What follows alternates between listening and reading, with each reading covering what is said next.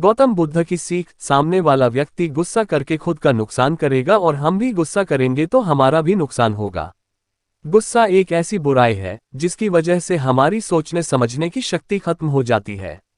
इसलिए इस बुराई से बचना चाहिए। जब एक ही समय पर दो लोग गुस्सा हो जाते हैं तो विवाद बहुत बढ़ जाता है। जब सामने वाला व्यक्ति गुस्सा करता है तो हमें शांत रहना चाहिए। ये बात हम गौतम बुद्ध के एक किस्से से समझ सकते हैं। एक व्यक्ति हर रोज गौतम बुद्ध के उपदेश सुनने आ रहा था।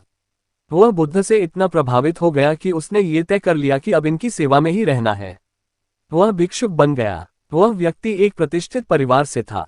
जब वह भिक्षुक बन गया तो उसके घर में हंगामा हो गया। उसका एक रिश्तेदार इस बात से बहुत गुस्सा हो गया। बुद्ध उपदेश दे रहे थे, कई लोग उनकी बातें सुन रहे थे। उस समय वह व्यक्ति गुस्से में बुद्ध के पास पहुंच गया। गुस्से में व्यक्ति ने चिल्लाना शुरू कर दिया और वह बुद्ध को भला बुरा कहने लगा। जो लोग बुद्ध के उपदेश सुनने के लिए बैठे हुए थे वे बेचैन हो गए। गुस्से में वह व्यक्ति बुद्ध को गालियां भी दे रहा था। गाली देने वाला व्यक्ति थोड़ी देर बाद थक गया। तब बुद्ध ने उससे पूछा कि आपको जो कहना था वह आप कह चुके? उस व्यक्ति ने कहा कि हाँ, मैं कह चुका। बुद्ध बोले कि जब आपके घर कोई मेहमान आता है तो आप क्या करते हैं? उस व्यक्ति ने कहा कि हम मेहमान का स्वागत करते हैं, उसका स्वागत करते हैं। कोई नादान ही होगा जो अतिथि का सत्कार नहीं करेगा।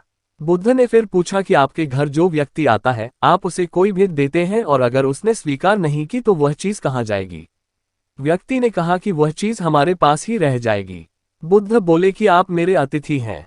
आपने मुझे जो सौंपा है वह मैंने स्वीकार ही नहीं किया है। जितने अपशब्द और गालियां आपने मुझे दी हैं मैंने स्वीकार नहीं की तो वह किसके पास गई? आपके पास ही रह गई हैं।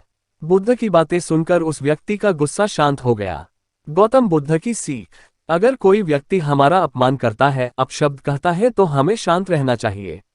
ऐसी बातें स्वीकार ही नहीं करनी चाहिए, क्योंकि अगर हम ऐसी बातें स्वीकार करेंगे तो हमें भी गुस्सा आएगा।